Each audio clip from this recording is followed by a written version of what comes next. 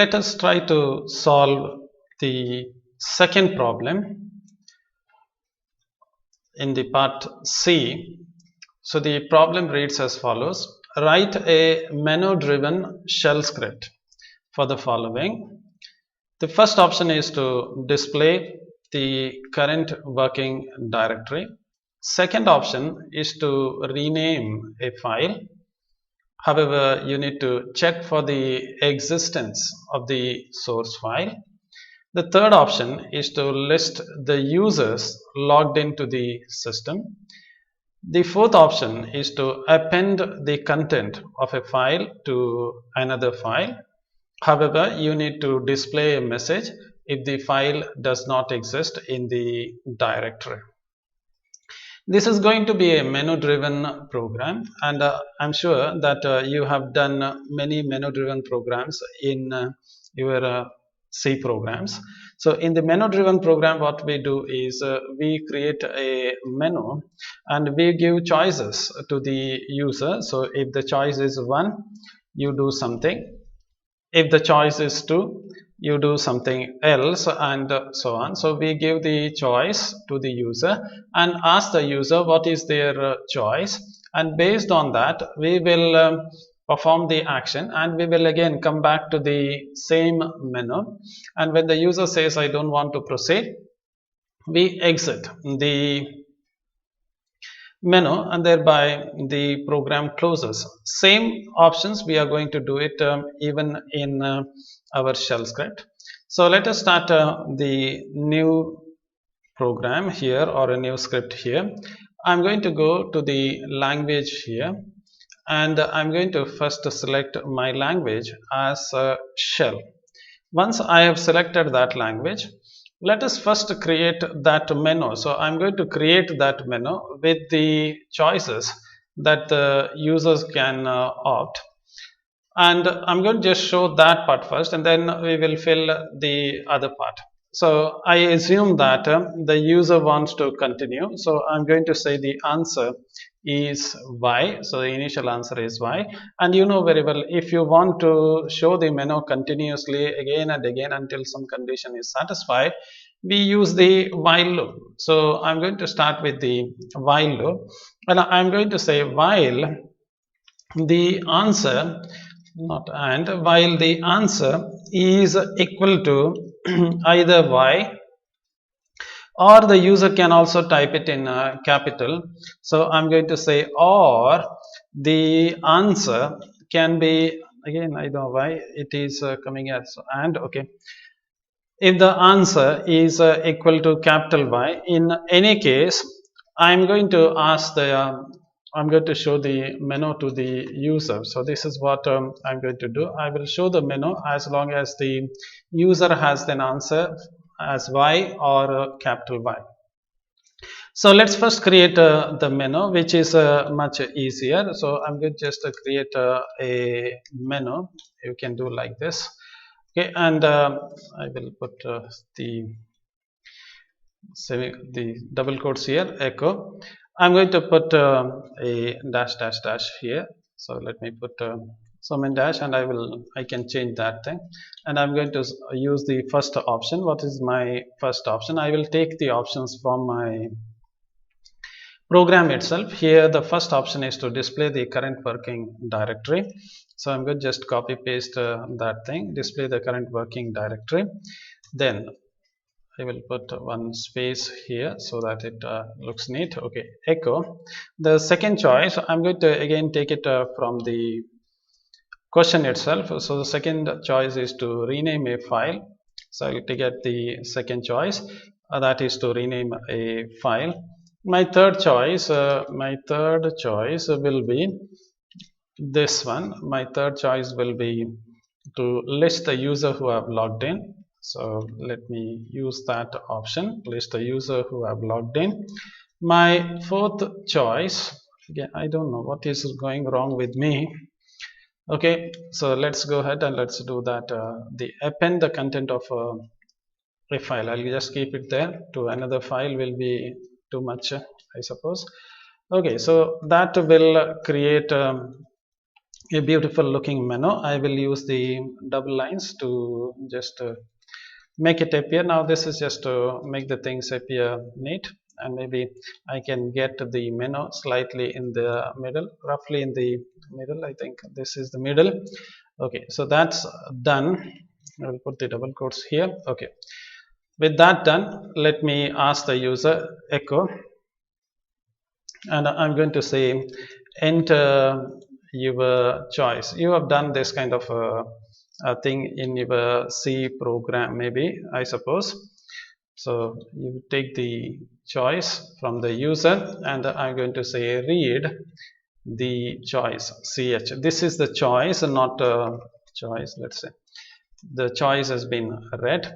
Okay, and whatever the choice the user is giving, so if the choice is 1, we will do the thing. If the choice is 2, we will do this thing. The choice is 3, and so on and so forth.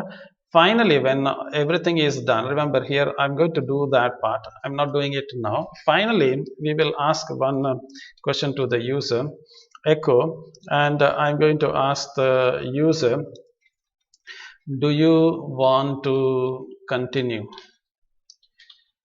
Okay, and the choice will be either y or no. So user can type any one among them. If the user types no, I will quit it, otherwise I will continue. So this is the answer that the user is going to give me. So this is what how the program will look like. Initially the answer is y, so we will continue with it. We will show the menu to the user, and the user types something, like user types their choice. We will perform that action. We will do it later. When the user says no, I don't want to continue, if the answer is no or anything apart from y, capital Y or small y, we will quit the program. I'm going to just copy this part, and I'm going to just show that thing on the shell script here. So I have logged in and I am in the BSC now. I have done that part. So let me create a file. I'm going to say nano exc2.sh. Okay, I've done that thing. I'm going to paste it, Control O to save it, and Control X to exit it. And I'm going to say sh exc2.sh. So this is the menu that I'm going to get it. Enter your choice, and whatever choice you are going to give. Suppose if I give 1, I'm supposed to do that work. Assuming that I will do that work, then I will ask the question, do you want to continue? If the user says yes, I want to continue, we will show the menu again and ask the user what you want. The user may say, okay, this is my second choice. And finally I want to say, do you want to continue? I'll say no. Now the program exits. So this is how the program will work. Only one small change over here. When I ask this, do you want enter a choice, I will make it as /n, so that it will not go to the next line. Now let's look at the choice. If the choice is 1, what am I supposed to do?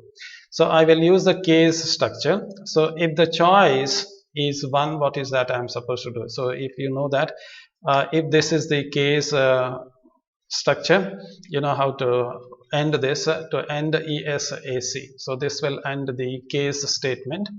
So let's go to the first choice. What is the first choice? First choice is display the current working directory. So let me echo it with the -n, and I'm going to say your current working directory is, okay, and I'm going to just show that thing. How do you get the current working directory? Now in your command, what is the command for getting the current working directory? Command is pwd, present working directory. So this is your present working directory. I'm going to get that thing. So I'm going to just say pwd, that's all. This will this is a command. So when this command is executed, you are going to get the choice. Okay, once the one statement is over in your C program, you will type a break here, but we don't have break here. We use to semicolon to close the first choice. Let's go to the second choice. What's the second choice? Second choice is to rename a file. So that is what we are supposed to do. However, according to the question, we want to check whether that file exists.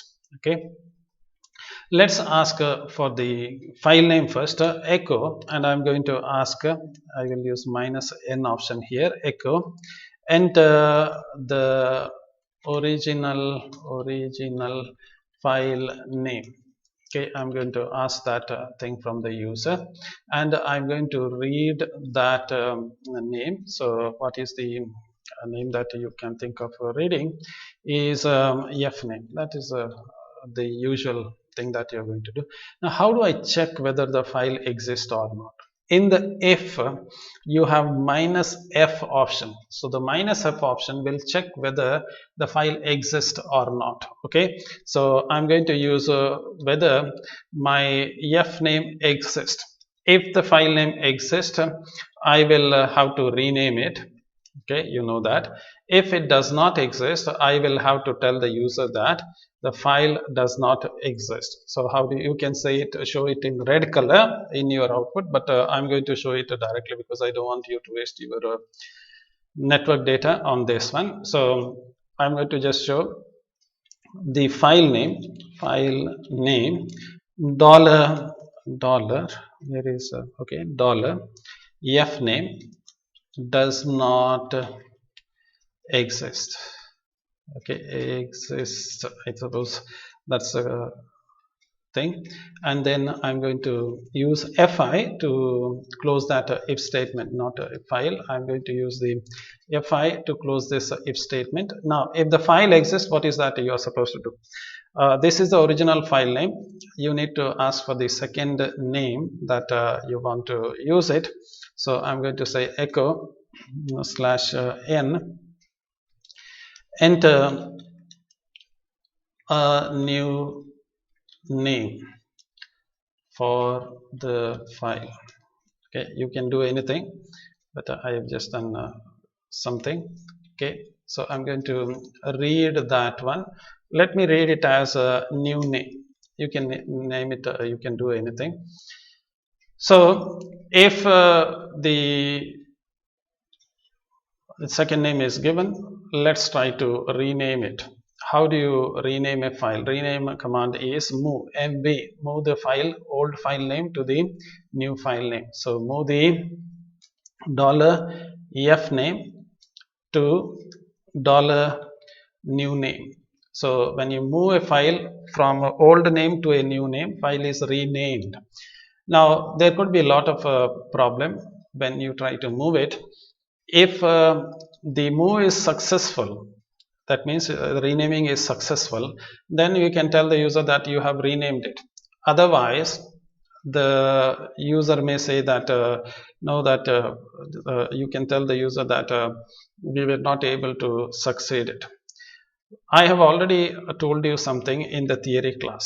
Whenever you are using the Unix system, whenever you execute any command, either it is ls, cat, mkdir, move, remove, anything, any command that you execute, if the command executes, if any of the command, any one command, you type any command for that matter, if the command successfully executes, it will return a 0 to the operating system. So whenever you issue a command, for example, if I type ls here, I type the command. Now even though I see the output here, or if I type pwd here, you know very well, okay, even though I see the output here, but this command will return a 0 to the operating system saying that the command was successful. Suppose if I say cat and say dog, remember what is cat, by the way? Cat is to show the content of the file. So let's do that thing, ex2 dot exb2 dot sh. If I do that, you will see the content. That is what is cat. Now if I do sht, such a file does not exist. Now you get an error message, such a file does not exist in the directory. However, this command failed. Now when this command fails to execute for some reason, it's going to return a non-zero value to the operating system. So when a command successfully executes, it returns 0 to the operating system. If it fails for some reason, any command for that matter, if the command fails, it will return a non-zero value to that particular thing. Now, how do I know that whether the command is executed successfully or not? Suppose if I say ls, this command executed successfully or not. How do I know that thing? I can use echo dollar question mark. So you notice that a dollar question mark will tell the status of the previous command. So this command executed successfully. That is why it is returning $0. Suppose if I execute this command and now if I echo it, you notice that this command failed. This command failed to execute. There is an error saying that such a file does not exist. It returns a non-zero value. Remember, it could be 1, it could be -1, it could be 10, it could be anything. I am not going to say this is the number, but it is not a very hi-fi number, but it will be a number which is not 0. We have to remember only one thing. If the command is successful, the command, whichever command, even if you say cat and if you run this one, so this is a successfully executed command. Cat, you know very well, it's going to show the content to you. Now if I say that cat command previously executed will return 0. So when the command executes successfully, it returns a 0 to the operating system. If it is not successful, it's going to return something which is not 0. Okay, so I am going to use that option here. So if I am able to rename a file and if this command is successful, I am going to tell the user that I have successfully renamed it. Otherwise, I'm going to tell the user that it was not possible for me to rename. So how do I know that thing? You know very well, if I use a dollar and question mark, it's going to return the state of the or the status of the last executed command. Which is the last executed command, by the way?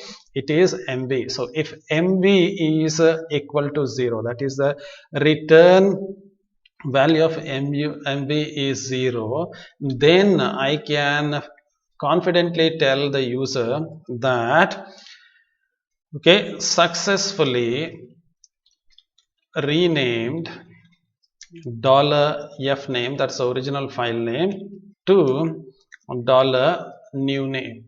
So I am able to rename the file. This is what I am going to tell the user. Else I am going to say echo could not rename the file. Okay, you can again show this one in a red color. I know I've told you how to do those things, and I'm going to use the fi to close this if statement. Remember, I'm closing this if statement which is inside the outer if statement. Okay, so this is what you are going to rename, and you know very well, once one case structure is over, what is that we are supposed to do? We are supposed to use the break in a C program, but here we are using double semicolon. Let's go to the next choice. What is our next choice? Next choice happens to be the list the users who have logged in to the system. So I'm going to echo that thing, echo, and I'm going to use uh, the list of users logged in. I'm going to use the same word here, list of users logged in. And what is the command that you can think of using? The command is who will give you all the users who have logged in. Now I'm going to use the semicolon to close that third case option. Now let's go here and let me type who. You notice that it's not going to show you anything. Now even if you say who and -a, it's not going to show anything. But if you say who am I, okay, if you use this one, it's going to say money. Now what's the problem? Why it is not able to show a who? For that you have to understand how the Unix system works. In Unix system, we assume that there is one computer. There is only one computer, and many users are connected to the same computer. That is the analogy of the Unix system. So many users are simultaneously connected to this system. So how you are connected to your one computer, you are only one person who is connected to your computer, but that is not the case in the Unix. In the Unix, many people are connected to this one computer. They have their own monitor, they have their own keyboards. Okay, so they have their own keyboards and monitors, and maybe they may also have, if you say no, what about a mouse may also be there. They may have their own mouse, or they may not have the mouse. It is up to them. So if they are rich, they will have their mouse of their own. Now this whole thing is called as this whole thing is called as one terminal. So people are connected to the Unix system using their terminal. So terminal includes their monitor and so on and so forth. So Unix has many users simultaneously using the system using their terminal. Okay, every terminal has its own internal name. Usually it starts like TTY1 terminal, teleterminal 1, teleterminal 2, and so on and so forth, and so on. There could be, the name could be different, name does not make much of a sense. Now because there are many users are there, every user has to log in. For example, I have logged in as money.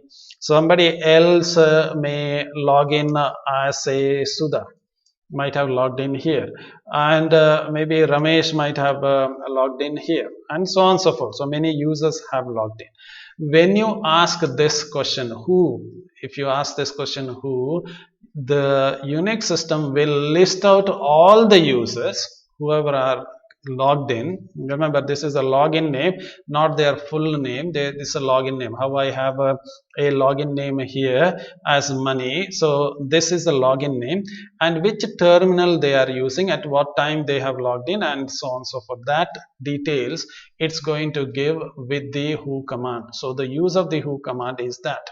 Now the question, now if you ask the question, why then sir you are not able to show this one? In Windows we don't have that notion. We don't have a many user connected to a one single Windows system. Windows, when I say Windows 10, not the Windows server.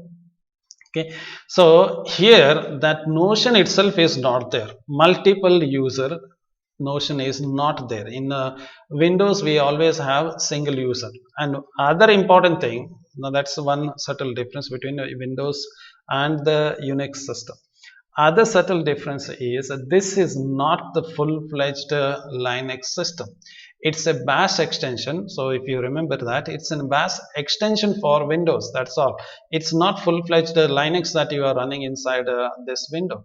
If you want to run a full-fledged Linux on your Windows system, you need to use a simulator for doing that thing. Okay, that's the reason you will not be able to see that thing. So let me show you a simulator. I have a Q4OS, an operating system, and I'm going to log in to this system. So I will try to log into this system. So I have logged into this system. This is a full-fledged Unix system. Okay, it is not a Unix, let me correct it. It is a Linux system. So it's a full-fledged Linux system, and Linux definitely is derived from the Unix, and it supports a multiple user. So now I have logged in as money, so you can notice that. I will go to the command prompt, and if you notice here, it's going to say, I will try to zoom in for you. It's going to say that money has logged in. So if I ask who, let me click here, who am I, single word, it's going to say your money. Okay, now if I just remove it, okay, if I say who, and if you notice that there is only one person, so money is using console, that is the terminal, and he has logged in from 12:34 and so on and so forth, and on one particular day the person has logged in. Now I can here, let me go and to the Windows and slightly zoom out. Okay, I can start one more terminal. I'm going to start one more terminal. So there are two terminals are there now. Both the terminals, even though you have done this one, it does not mean that you have two terminals here. I'm zooming in so that you can see it on your mobile. So there are two terminals are there. That does not mean that there are two things. So if I ask who here, it's again going to say it is money, because there is one single login. Now I'm going to log in as a different user. Okay, so I'm going to say, okay, I have now logged in as root.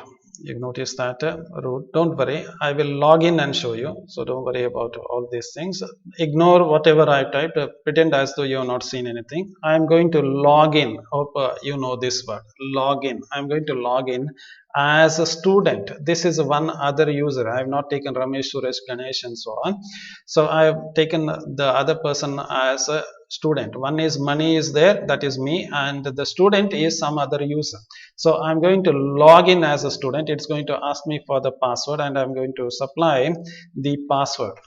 Okay, so I have, let me clear, pretend as though you have not seen anything, but okay, so I have logged in. Here I have logged in as money, and here I have logged in as a student. You can notice there. So this is student which is logged in, this is money who has logged in. So there are two users now using the Unix or the Linux system. Now if I ask who are all logged in to the system, it is going to say that there are two people who have logged in.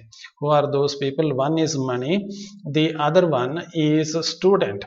And what is this that you are getting? This is the terminal for which the users have logged in. This is the name of the terminal. Okay, so when you go to the physics lab or when you go to computer science, computers are numbered 1, 2, 3, 4, 5, 6, and similarly consoles are also numbered. The terminals are also numbered. First one is console, the second one is PTS2. If I have one more users who are logged in, it's going to give me that status. So this is at what time the person has logged in.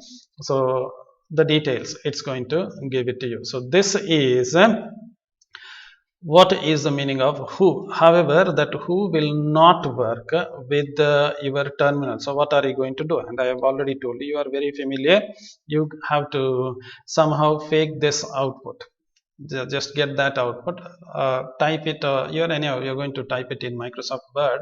So type this word. Okay, don't type the space here. It is a single, it's a login name, not a money and space and so on and so forth. So it is a login name and the console. Okay, you type that thing. I will give you the marks for that, because I don't want you to install a emulator on your system. Not that I don't want you to study. Already you are attending all online classes, and I am very sure that you won't have enough data to download 1 GB. This is going to take roughly, this particular thing is going to take roughly 750 MB to get it. And you need the virtual box, which is 140 MB. So you need nearly 1 GB for doing this whole thing. Okay, maybe at some other time I may show you how it can be done, but I don't expect you to download something as heavy as 1 GB and then lose all your class, because you may not have enough data for your next class. Okay, so let's not venture into that. Assume that it's going to work, and the command is who, and I'm going to just type the command is who. Let's go to the fourth option. What is the fourth option that we are supposed to do here? The fourth option is I am going to append the content of one file to the other file. So I have to append. You know what is the meaning of saying append? Add it to the end. Isn't that there are two files are there? You want to add it to the one file to the end of the other file. So let me echo it, and let me ask the user, enter the name of first file. Okay, I'm going to ask that from the user, and I'm going to read the f name as the first name. Then, and I'm going to then say, okay, echo, not echo, echo, yes, it is not coming. So echo and enter the name of the file to append. Okay, and I'm going to read the a name. A name is the append name. A f name. Okay, that's a append file name. So you are going to read them. However, there is the in the question they have said that display error message if the file does not exist. So this is what they have said. So let me check for that. I'm going to say if -f to check the existence of the first file name, that is the one file name, and remember it is not or, because both the file must exist. Or means any one of them exist, that's not going to work. That is why I'm saying and the a and okay dollar, let me put a dollar a file name. If both the file exist, then you are supposed to append it. Okay, you are supposed to append it, else you are supposed to give an error message to the user, echo file $f name and or $a name does not exist. Okay, I'm giving, you can use the coloring, and you're all familiar with that, making the things appear in color. So this is what happens. How do you append one file to the end of the other file? Let's first create that, and let's see how we can append one file to the end of the other file. So I'm going to go over here to my terminal, not here, to my terminal. Let me ls here. Let me first clear it and then ls here. I'm going to use the nano for doing it. I'm going to create a file called as football.txt. Okay, and I'm going to say Sachin, Kapil, okay, Dhoni. Okay, I think that's enough. I can go on typing the many names, but okay, let me exit it. Yes, and I want to exit. Okay, so if you ls it, you got a file called as football.txt. I created that file. Let me create one more file.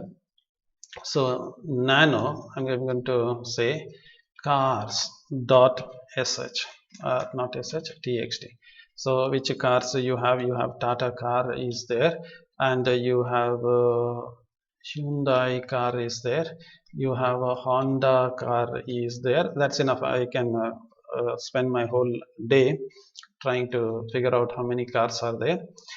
So I have two cars are there. If I ls here, this is what I have. So how do you concatenate? So concatenate, the command is cat. So I'm going to say football.txt, and second one space cars.txt. This is going to concatenate it. So first file had you know very well Sachin and so on. Second file had Tata and so on. So these two files are concatenated. Remember, concatenation occurs only on the screen.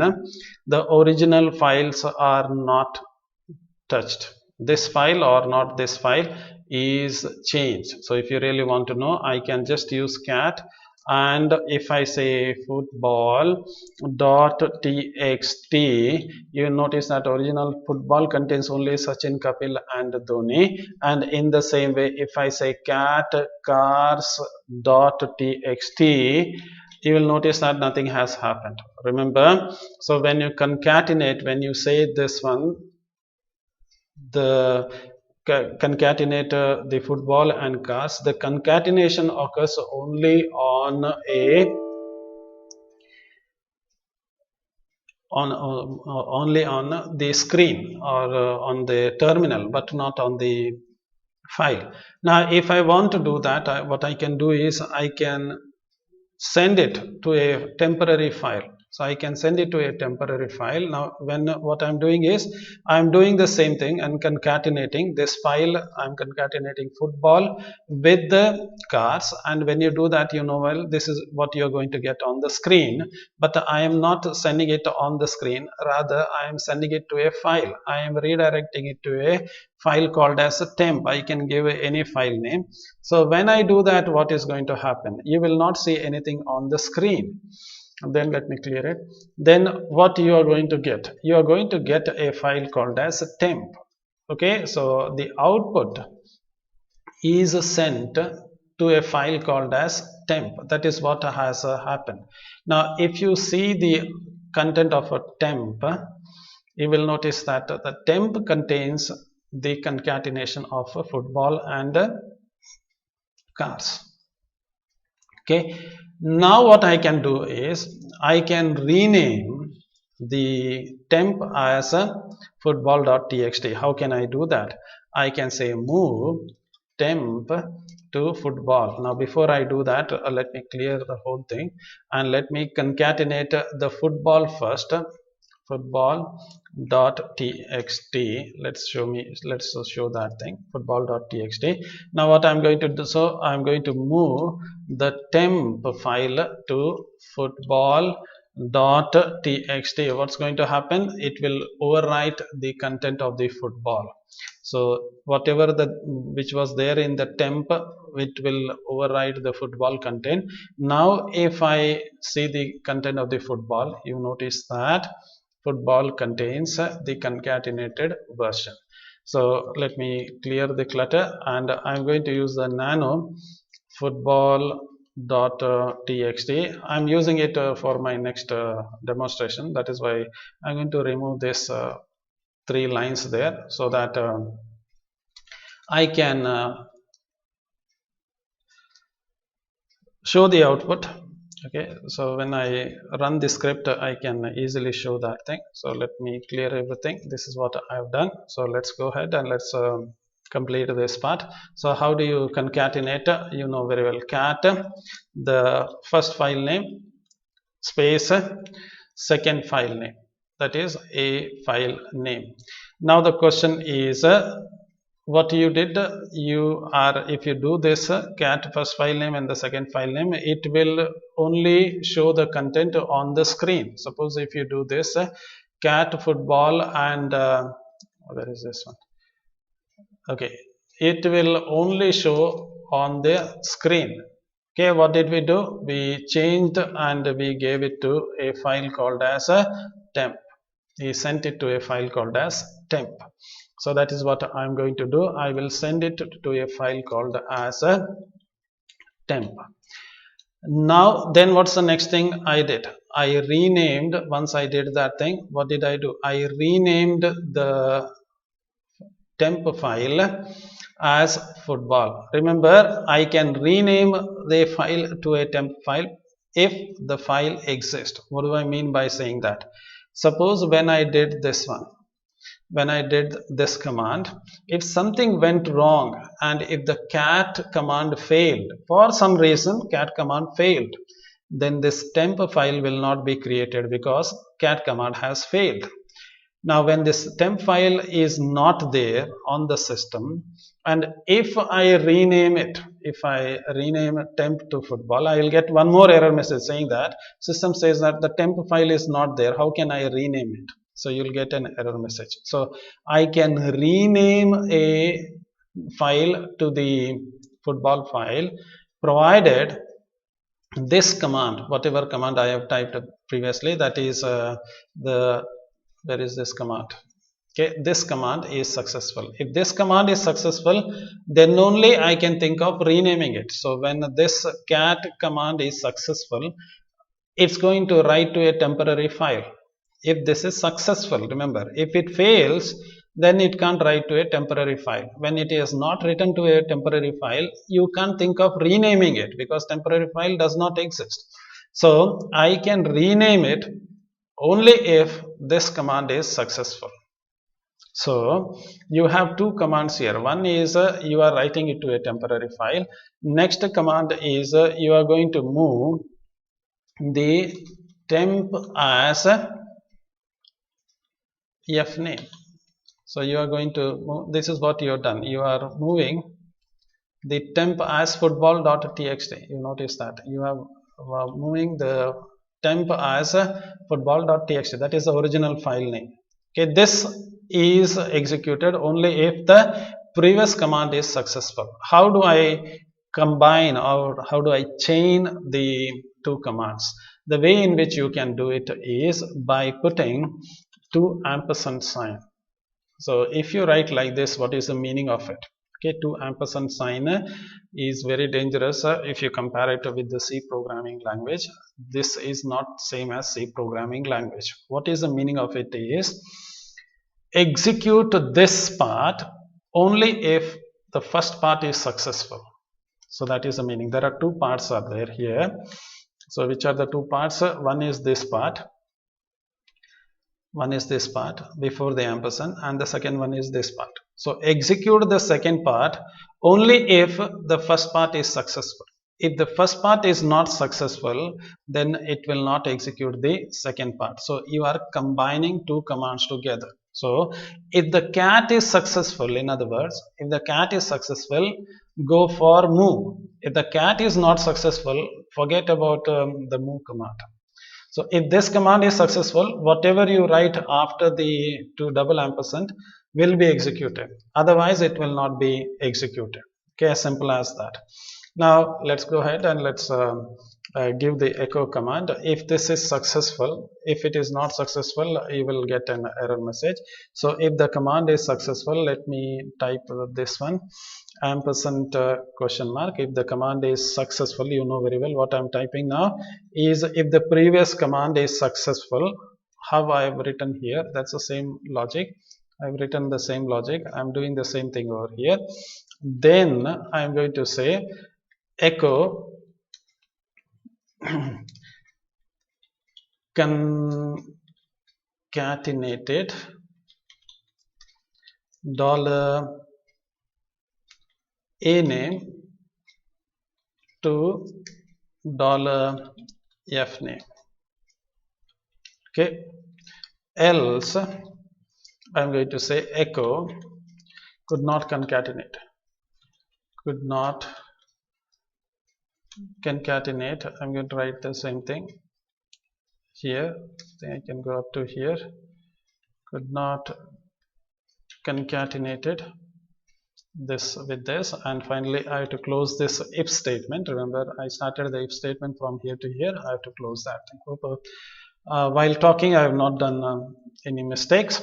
So let's assume everything is proper. And the last choice, you know very well, whenever you give choice to the user, a good people will write 1 2 3 4, bad person will write 5 6 7 8. So when such a thing happens, if the choice is not among the four, if any other thing is written, that is star, so it is case default in C program. In the, you have default, so this is the same thing. Okay, here what I'm going to say, wrong choice, please enter a number between 1 and 4. Okay, so this is what you're going to do. And by the way, I just missed a very important thing, and that is the break statement. In the previous case, the break statement was really required. So this is what we have done, assuming that I have not done any grave mistake. Let me keep my finger crossed and let me copy this whole thing into my console, and let's try to do the same thing over here. I'm going to first remove exc2.sh. Okay, and I'm going to use the nano exc2.sh, and I'm going to paste it here. Control O, Control X. Let me clear the content, and I'm going to say shexc2.sh. I type that thing, so I'm going to get a menu, display the current working directory. I press 1, I get the current working directory. So that is obvious one. Let me type the second thing over here. I'm going to press no here first to come out of it. Let me clear it and let me ls it. I have this football.txt. I'm going to rename it as cricket.txt. That is why I purposely gave the name as football.txt, and some of you may be wondering why I did that thing.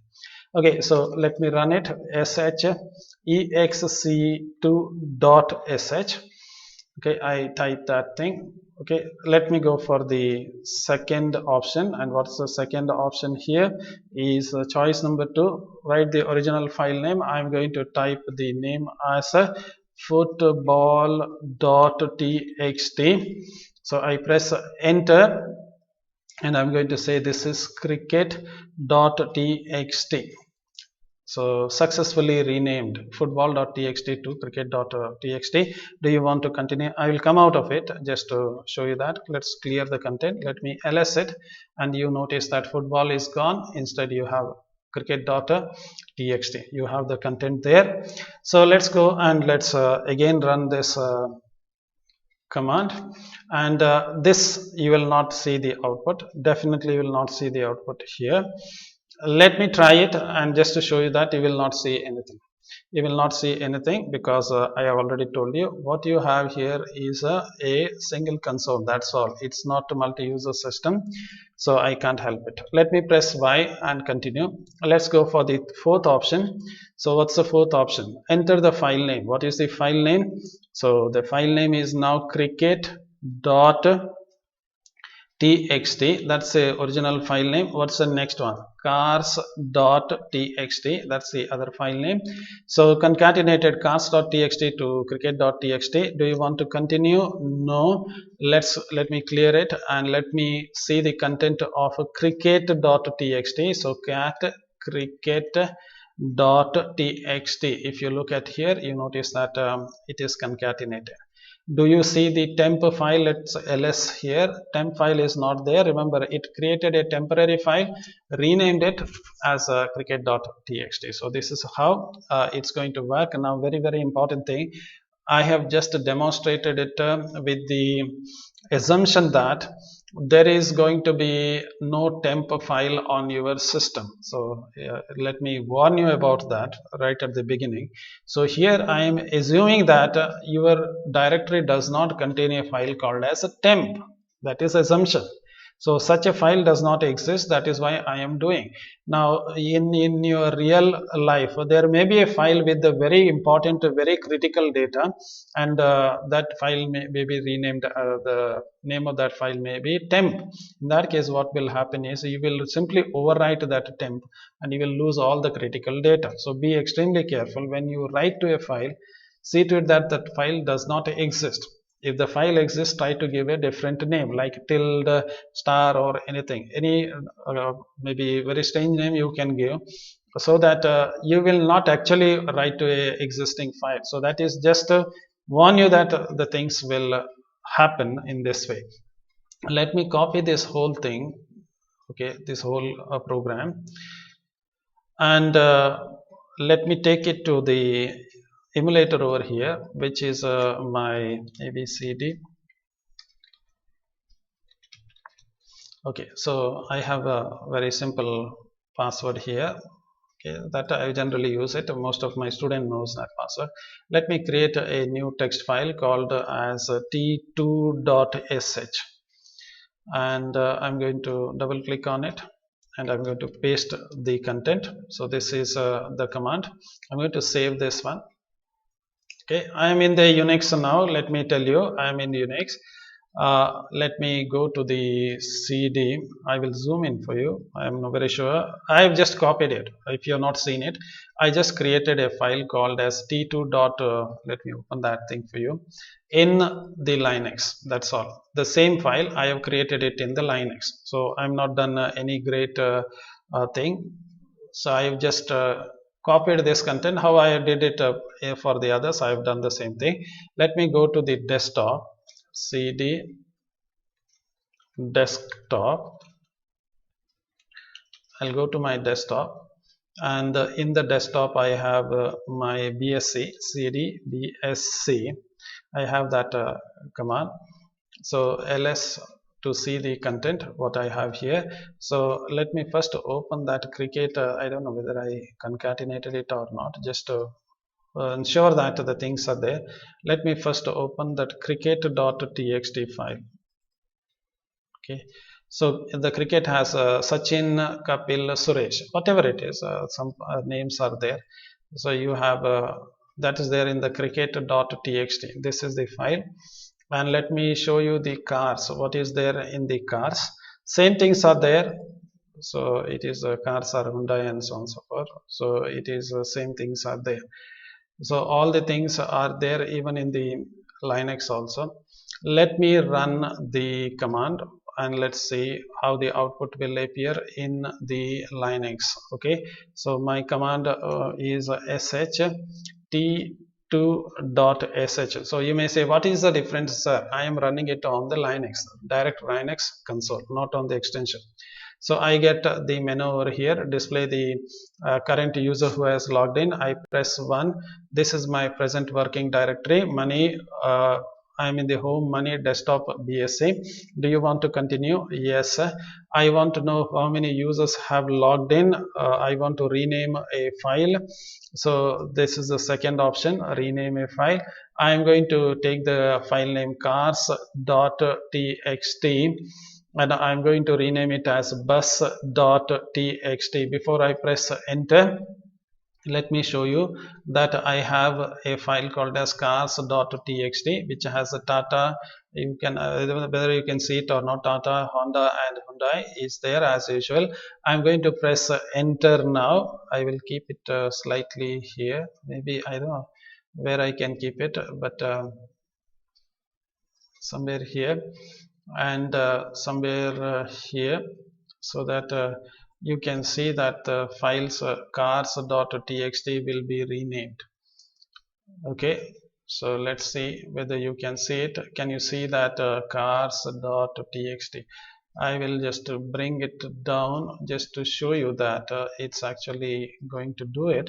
So that's a file cars.txt. You can notice that I will rename this file as bus.txt. Press enter and that cars is gone, by the way, and you get bus.txt.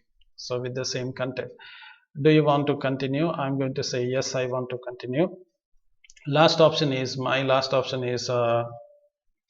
fourth, and I'm going to concatenate the bus. I will concatenate bus with the cricketers.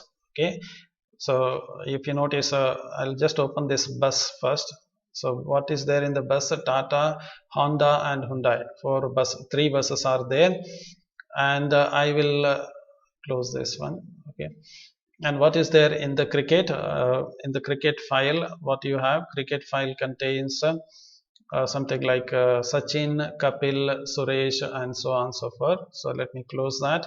So let me do the last part. And what is that I'm doing? Remember, cars had only this, bus had only this much. Only three entries were there: Tata, Hyundai, and Tata, Honda, and Hyundai. So I'm going to use not cars, bus dot txt and append it to cricket dot txt. And excuse me, do you want to continue? No, I don't want to continue. If I open bus, you see it is concatenated. Thank you for your interest. We will meet again in the next class.